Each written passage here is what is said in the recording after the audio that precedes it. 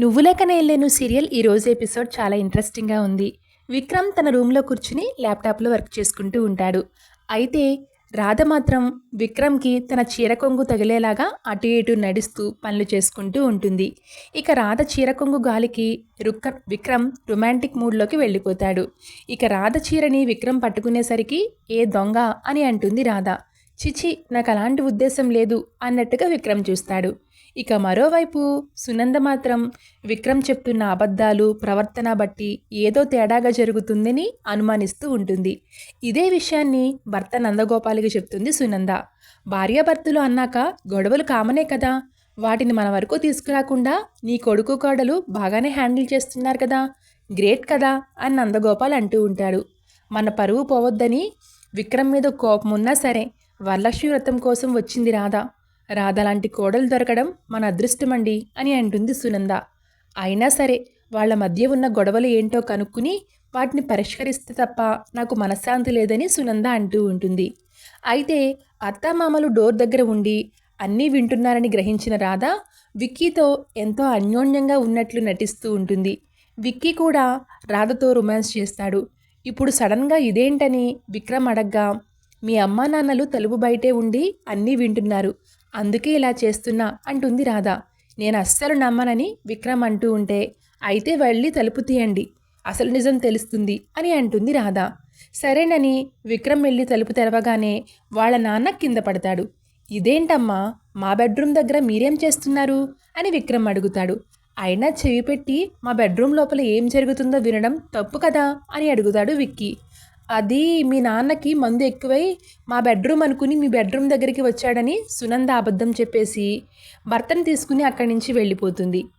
ఇక వాళ్ళు వెళ్ళిన తర్వాత, ఇప్పుడేమంటారు శ్రీవారు, నేను అబద్ధం చెప్పాననుకున్నారా ఏంటి, ఇంకా ఆలోచిస్తున్నారు, మీ అనుమానం తీరలేదా అని రాధ అనేసరికి కొత్త అనుమానం వచ్చింది. నేను పోలీస్ ఆఫీసర్ని, నన్నెవ్వరూ మోసం చేయలేరు.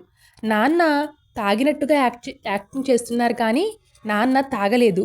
నా పోలీస్ మనసు నాకు చెప్తుంది, మన మీద అనుమానంతోనే వాళ్ళు మన రూమ్ దగ్గరికి వచ్చారని నా పోలీస్ మనసు బల్లగుద్ది మరీ చెప్తుంది అని విక్రమ్ అనేసరికి, బల్లగుద్దకుండానే ఆ విషయం ఈ భార్య మనసు ఎప్పుడో చెప్పింది. భార్య మనసా, అగ్రిమెంట్ భార్య అని అనాలి అని విక్రమ్ అనేసరికి, ఏదో ఒక భార్య మనసు చెప్పింది కదా, ఆ విషయం నేను చెప్తే నువ్వు విన్నావా, వినలేదు కదా, ఇప్పటికైనా నా మాట వినడం నేర్చుకోండి. ఓకే వింటానులే అని విక్రమ్ అనేసరికి, అయితే ఒక మాట చెప్తాను వింటారా అని రాధ అడుగుతుంది.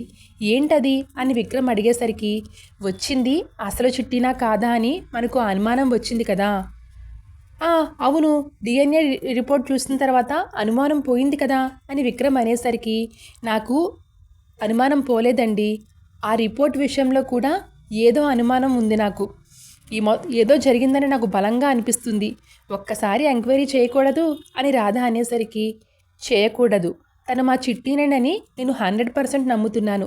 నీ మాట వింటున్నాను కదా అని ఇలాంటి సలహాలు చెప్పొద్దు.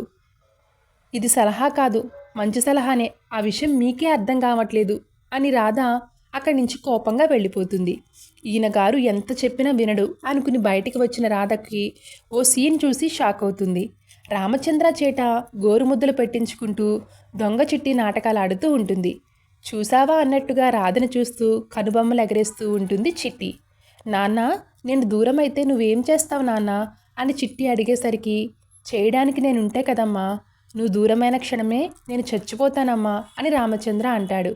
చూసావా అన్నట్టుగా మళ్ళీ రాధవైపులు చూస్తూ కనుబొమ్మలు ఎగరేస్తూ ఉంటుంది చిట్టి. దాంతో రాధకి మరింత కోపం వస్తుంది. చేతులు కడిగేసి వస్తా అని రామచంద్ర పక్కకు వెళ్తాడు. ఇక రాధ చిట్టి దగ్గరికి వెళ్ళేసరికి, ఏంటి వార్నింగ్ ఇస్తే బయటికి వెళ్లకుండా ఇక్కడే ఇలా ఉంది ఏంటి అని చూస్తున్నావా, జరిగేదేంటో నేను చెప్తా. నువ్వు నన్ను దొంగ చిట్టి అని నిరూపించే ప్రయత్నంలో ఇంట్లో వాళ్ళందరికీ ఎనిమిగా తయారవుతావు. నిన్ను దూరం చేసుకుంటారు, నిన్ను బయటకు గెంటేస్తారు. ఈ ఇంటికప్పుడు నేనే వారసురాలనవుతా, విక్రమ్ని పెళ్లి చేసుకుంటా అని అంటుంది చిట్టి. నా భర్త జోలికి వస్తే అపర కాళిలా మారిపోతా. నేను ఉండగా గురూజీని కానీ విక్రమ్కి కానీ అన్యాయం జరగనివ్వను అంటుంది రాధ. దాంతో సుందరి మాత్రం ఒక్కసారిగా ఏడుపు స్టార్ట్ చేస్తూ తెగ నటించేస్తూ ఉంటుంది. ఇక చిట్టి ఏడుపు విని ఇంట్లో వాళ్ళందరూ కూడా అక్కడికి వస్తారు. ఇక చిట్టి బోరుని ఏడుస్తూ ఉంటే, ఎందుకమ్మా ఎందుకు ఏడుస్తున్నావు అని అందరూ అడిగేసరికి, ఈ రాధ నన్ను ఇంట్లో నుంచి వెళ్ళిపోమంటుంది అని ఏడుస్తూ చెప్తుంది చిట్టి. దాంతో ఇంట్లో వాళ్ళందరూ కూడా ఒక్కసారిగా షాక్ అవుతారు. Thanks for watching.